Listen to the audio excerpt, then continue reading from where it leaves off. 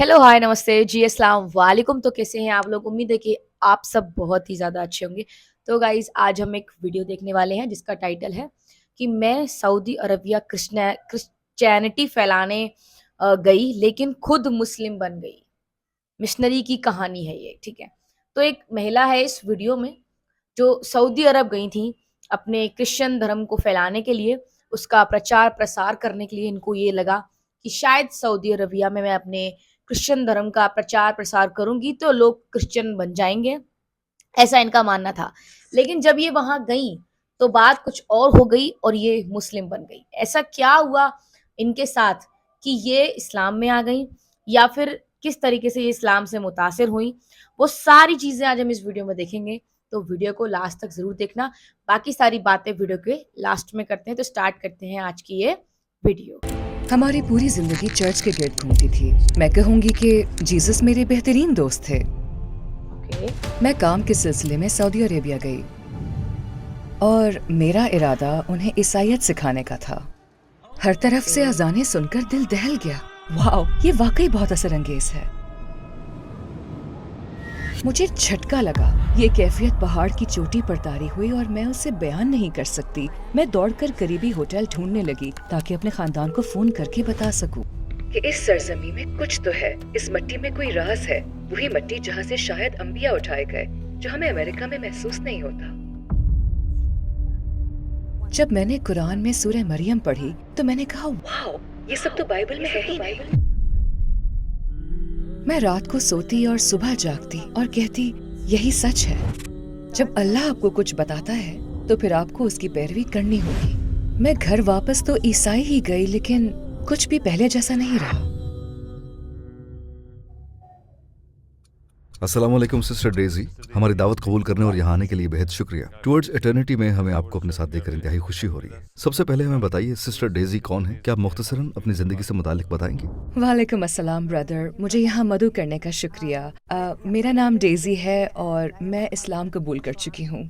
मैं जनूबी कैलिफोर्निया में पली बढ़ी। मैंने अपना ज्यादा वक्त समंदर में सर्फिंग और घुड़सवारी में गुजारा। मेरा खानदान कैथोलिक था। हम एक मजहबी आयरिश कैथोलिक खानदान में परवान चढ़े। मेरी बहन दरअसल थर्ड ऑर्डर कार्मेलाइट नन थी। मेरे चंद चचा पादरी हैं। मैंने तकरीबन 20 साल पहले इस्लाम कबूल किया और अल्हम्दुलिल्लाह तब से अब तक बेहतर मुसलमान बन रही हूँ इंशाल्लाह। ईमान के लिहाज से आपकी जिंदगी कैसी थी? आप किस पर ईमान रखती थी? उस वक्त का माहौल कैसा था? इससे पहले मैं हमेशा जीसस या मरियम से दुआ करती थी और रोजरी पढ़ती थी, यानी ये तस्बीह जैसी होती है, लेकिन ये मरियम से दुआ करना होता था जो बिल्कुल मुख्तलिफ था। और मेरा जीसस के साथ एक रिश्ता बन गया था।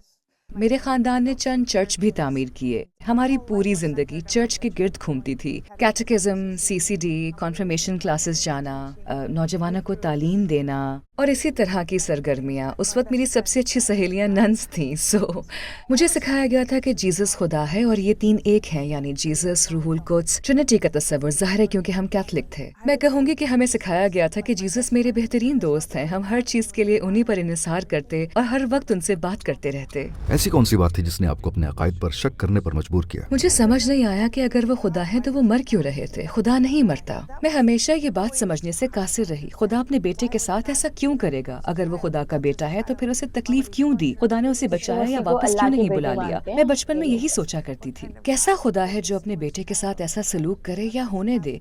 यानी सलेब पर चढ़ाए जाने और ट्रिनिटी के बारे में बहुत सी बातें थी जो मेरी समझ से बाहर थी। आपका इस्लाम की जानब सफर कैसे शुरू हुआ? मैं कहूँगी जब मैं सऊदी अरब गई। मैं वहाँ अमेरिकन एम्बेसी में काम कर रही थी, जहाँ मुझे एम्बेसी के अमले के लिए एक चाइल्ड केयर कायम करना था। मैं वहाँ गई, लेकिन साथ ही अपने पादरी के साथ भी काम कर रही थी। और जब मैंने उन्हें बताया कि मैं वहाँ जा रही हूँ तो उन्होंने कहा, ये ईसाइयत को वहाँ पहुँचाने का बेहतरीन मौका है क्योंकि हमें वहाँ दाखिला नहीं मिलता। उस जमाने में ईसाइयों के लिए वहाँ जाना वाकई बहुत मुश्किल था। तो उन्होंने कहा, तुम ये काम कर सकती हो, हम तुम्हें अरबी में तर्जुमा शुदा बाइबल देंगे और तुम्हें सब सामान मुहैया करेंगे। तुम वो शख्स बन सकती हो जो उन्हें जीसस की मोहब्बत के बारे में सिखाएगी, क्योंकि वो इससे वाकिफ नहीं है। ये एक गैर मुहज़्ज़ब मुआशरा है और उनको कुछ पता नहीं, लिहाजा उन्हें यसू की मोहब्बत और मरियम को जानना होगा। इसी नियत से मेरा सफर शुरू हुआ।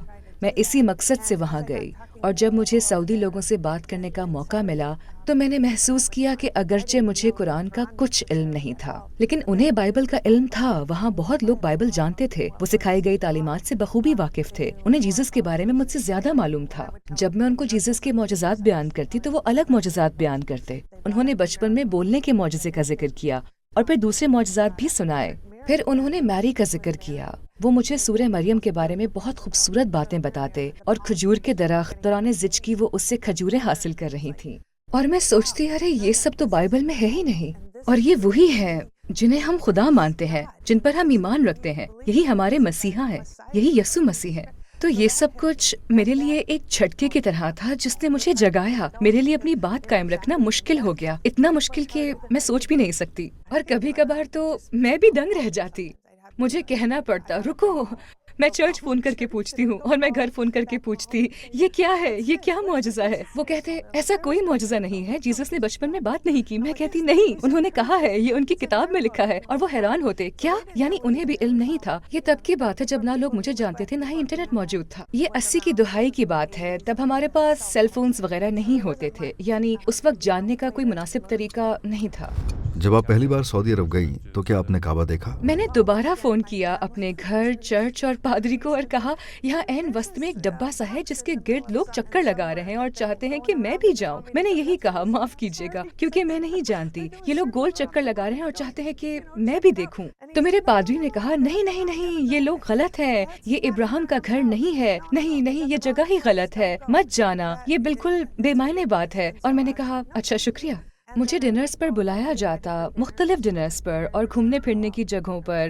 اکثر نماز کا وقت ہوتا تھا، اذان ہوتی تو میں اپنی روزری نکالتی اور وہ بھی اپنی تسبیح نکالتے، اور ہم دونوں اسی طرح یہ سب شروع ہوا۔ میں نے پوچھا کہ آپ کو روزری کا پتہ ہے، کبھی سنا ہے اس کے بارے میں؟ تو وہ کہتے سیم سیم، کیونکہ ہماری انگریزی اور عربی کمزور تھے، بس وہ کہتے سیم سیم۔ میں نے کہا ٹھیک ہے، تو ہمارے پاس سیم سیم ہے۔ پھر میں ان سے جیزس کے بارے میں بات کرنے لگی۔ وہ بولے ہم جانتے ہیں عیسیٰ کو، عیسیٰ بن مریم، اور میں حیران رہ گئی، کیا آپ لوگ ان کا مختلف نام لے رہے ہیں مگر شاید شخصیت ایک ہی ہے؟ اور پھر مجھے پتا چلا کہ شاید یہی ان کا اصل نام ہے۔ مجھے بہت حیرانی ہوئی کیونکہ مجھے کہا گیا تھا کہ وہ جیزس کو نہیں جانتے، مگر مغربی دنیا میں جو ہمیں سمجھایا جاتا ہے وہ کچھ اس طرح ہے کہ عورتیں ظلم کا شکار ہیں، دباؤ میں ہیں، وہ باہر نکلنا چاہتی ہیں، ان کے پاس کوئی اختیار نہیں وغیرہ۔ مجھے لگا کہ مریم کے معاملے میں بھی کہانی کچھ اور ہی تھی، کہ عورتیں دباؤ میں نہیں تھیں، نہ ہی ان پر ظلم ہو رہا تھا، انہیں وہاں رہنا پسند تھا، وہ اپنی زندگی سے خوش تھیں، انہیں سب کچھ پسند تھا، اپنی زندگی، اپنے اطراف، سب کچھ۔ اور مجھے یہ سن کر بہت حیرت ہوئی کیونکہ میں سوچ رہی تھی کہ بیچاری خواتین، انہیں میری کو جاننا چاہیے تاکہ یہ آزاد ہو سکیں، لیکن وہ دباؤ میں نہیں تھیں بلکہ خوش تھیں، شاید ہم سے زیادہ خوش تھی، میں تو یہی کہوں گی۔ میں امریکی خواتین کو اسی طرح سمجھایا کرتی تھی کہ وہ زیادہ آزاد تھی، ان کی زندگی واقعی بہتر تھی۔ جو کچھ میں نے یہاں سیکھا تھا وہاں جا کر رہی تو سب الٹ نکلا، بالکل مختلف۔ لوگ بہت ہی شفیق، مہربان، محبت کرنے والے، مہمان نواز اور فیاض تھے، اور وہ مجھ سے زیادہ علم رکھتے تھے، نماز میں بہت پابند تھے، دن میں 5 بار نماز پڑھتے، چاہے کچھ بھی ہو۔ میں واپس تو عیسائی ہی آئی لیکن کچھ بھی ویسا نہ رہا۔ یوں لگا جیسے وہاں میرے دل میں ایک بیج بو دیا گیا ہو، اور وہ بیج کبھی ختم نہ ہوا جتنا میں نے کوشش کی، اور یہ ایک طویل آزمائش تھی۔ ٹورڈز ایٹرنٹی میں ہمیں آپ کی سپورٹ کی ضرورت ہے۔ ہم ایک فلاحی تنظیم ہے جس کا عزم اسلام کے پیغام کو 10 زبانوں میں دنیا بھر میں پھیلانا ہے۔ اپنی سپورٹ سے آپ لوگوں کو اسلام میں داخل ہونے، حرام کام چھوڑنے، نماز شروع کرنے، حجاب پہننے، قرآن کی تلاوت سیکھنے جیسے اعمال میں مدد دے سکتے ہیں، اور ان تمام نیک اعمال کے بدلے اجر عظیم پا سکتے ہیں انشاءاللہ۔ ٹورڈز ایٹرنٹی کو عطیہ دیں اور اس سنہرے موقع کو ضائع نہ ہونے دیں۔ میں نے ایک فلم دیکھی، کچھ مناظر دیکھے، میری ایک دوست کے پاس دی میسج نامی فلم تھی اور میں نے اس کا آدھا حصہ دیکھا۔ یہ محمد صلی اللہ علیہ وسلم کے بارے میں تھی، اور میں حیران ہوئی، محمد؟ میں نے تو کبھی سنا نہیں، یہ کافی پرانی بات ہے۔ میں سوچنے لگی یہ محمد کون ہے، اور میں وہ فلم دیکھتی رہی اور فلم سے محبت ہو گئی۔ میں اتنی پرجوش ہو گئی کہ دوڑی دوڑی گھر گئی۔ میں نے کہا فلم روکو، میں واپس آتی ہوں، مجھے اپنے گھر والوں کو لانا ہے۔ میں دوڑتی ہوئی اپنے ماں باپ اور خاندان کو بتانے گئی اور مجھے ادھر جانے سے روک دیا گیا۔ میں فلم کا دوسرا حصہ کبھی نہیں دیکھ سکی۔ پھر میں نے اپنے والدین کی بات مانی اور واپس چرچ چلی گئی، لیکن وہ چیز میرے دل میں بیٹھ گئی کہ یہ محمد نام کا شخص کون ہے۔ جب میں واپس آئی تو میرے خاندان نے مجھے راہبوں کے پاس لے جانا شروع کیا کیونکہ وہ خوفزدہ ہو گئے تھے۔ کہ میں مسلسل محمد کی باتیں کر رہی ہوں. میں کہتی یہ وہی شخص ہے جس کا میں نے تمہیں بتایا تھا جب میں نے وہ فلم دیکھی تھی, اور وہ واقعی حقیقی ہے.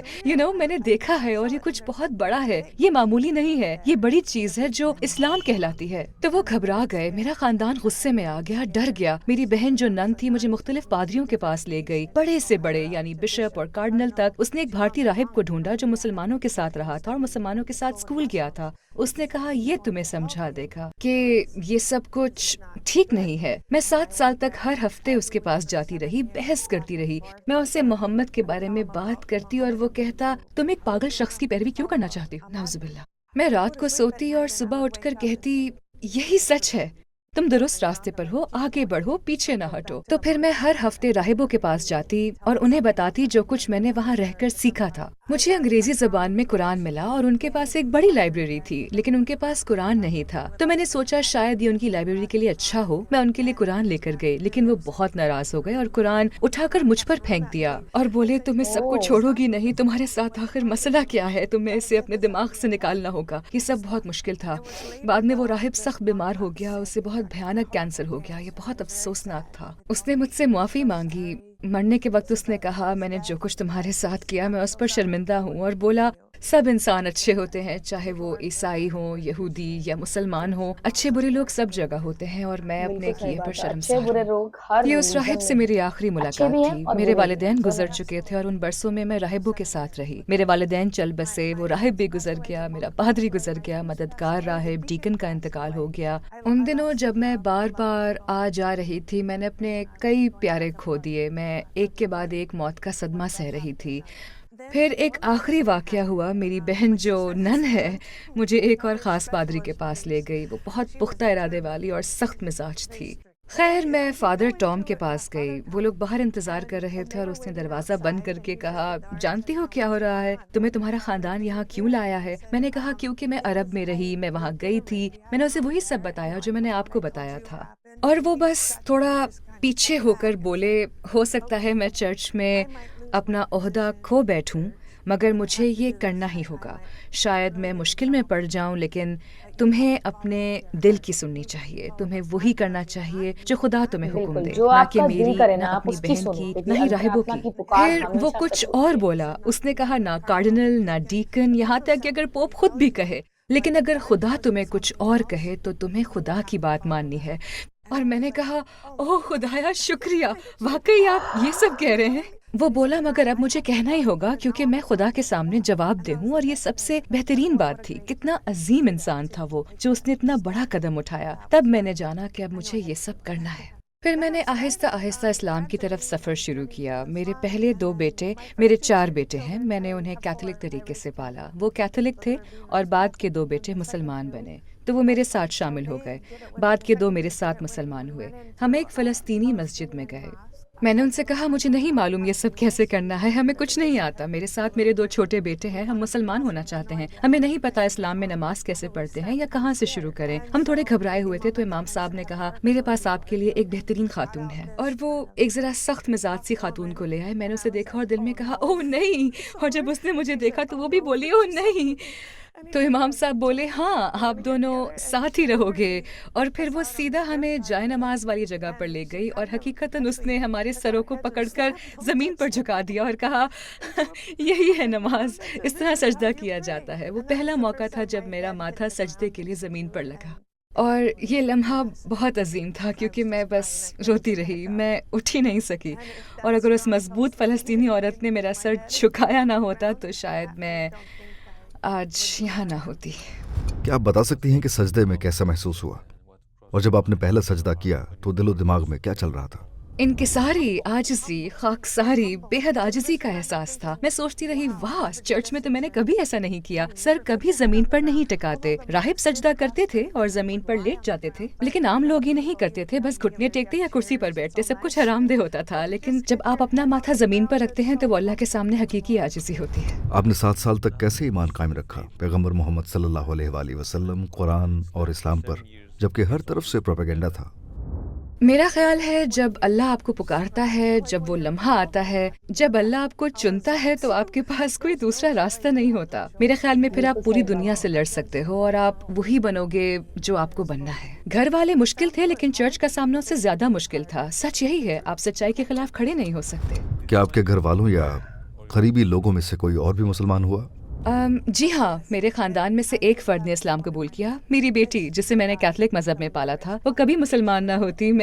یہ واقعی مشکل تھا کیونکہ مجھے لگتا تھا کہ میں نے اسے کیتھولک مذہب میں اچھا پروان چڑھایا اور اس کی پوری زندگی اسی میں گزری تھی. میری بیٹی میرے بیٹے کی گریجویشن پر آئی تھی. ہم گریجویشن کی تیاری کر رہے تھے تو اس نے کہا میں کلمہ پڑھنا چاہتی ہوں. سچ میں اس نے کہا کہ چھوٹے بھائیوں کو اسلامی طرز زندگی میں بڑھتے دیکھ کر اس کا دل بھی کلمہ پڑھنے کو چاہا. صرف ان کی زندگی کو دیکھ کر وہ متاثر ہوئی بالمقابل ان 2 بچوں کے جنہیں کیتھولک مذہب میں پالا گیا. اس نے اندازہ کیا کہ پرورش کے انداز میں کتنا فرق ہے. بہت الگ تھا. آپ کے خیال میں اسلام قبول کرنے والا اپنے خاندان کو اسلام کیسے سمجھائے؟ میرے خیال میں وہ ڈرتے ہیں. زیادہ تر لوگ جن سے اب تک میری ملاقات ہوئی ہے وہ خاندان کو بتانے سے ڈرتے ہیں. مجھے لگتا ہے کہ آپ کو اس پر توجہ دینی چاہیے کہ خاندان سے ڈرنے کے بجائے اللہ سے ڈرے. بات سیدھی سی ہے نا؟ اور میرا نہیں خیال کہ زیادہ تبلیغ کرنا کوئی اچھا طریقہ ہے. میرے نزدیک آپ کی مثال آپ کا طرز زندگی ہے، جو آپ کرتے ہو، کیسے پیش آتے ہو اپنے گھر والوں سے.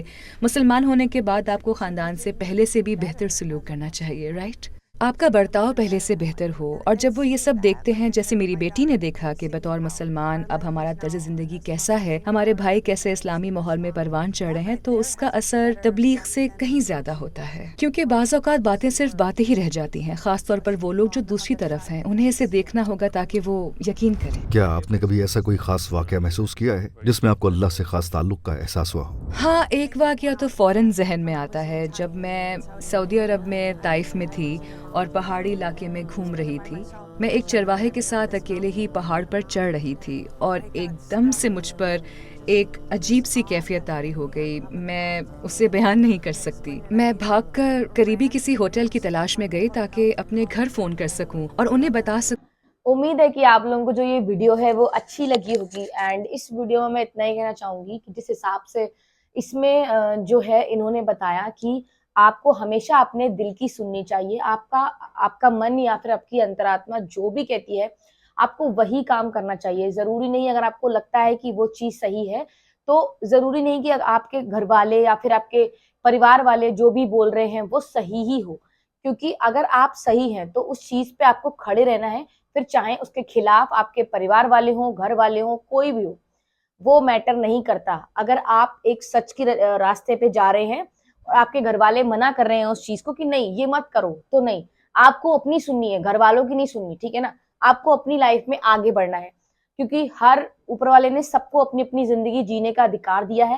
تو امید ہے کہ آپ لوگوں کو جو یہ ویڈیو ہے وہ اچھی لگی ہوگی. ویڈیو اچھی لگی تو ویڈیو کو لائک کمنٹ شیئر ضرور کر دینا. باقی چینل پر نئے ہو سبسکرائب کر دینا. باقی ملتے ہیں نیکسٹ ویڈیو میں. تب تک تھینکس فار واچنگ. ایسی ویڈیوز کو پیار دیں، بچے کے ساتھ جڑے رہیں. بائے.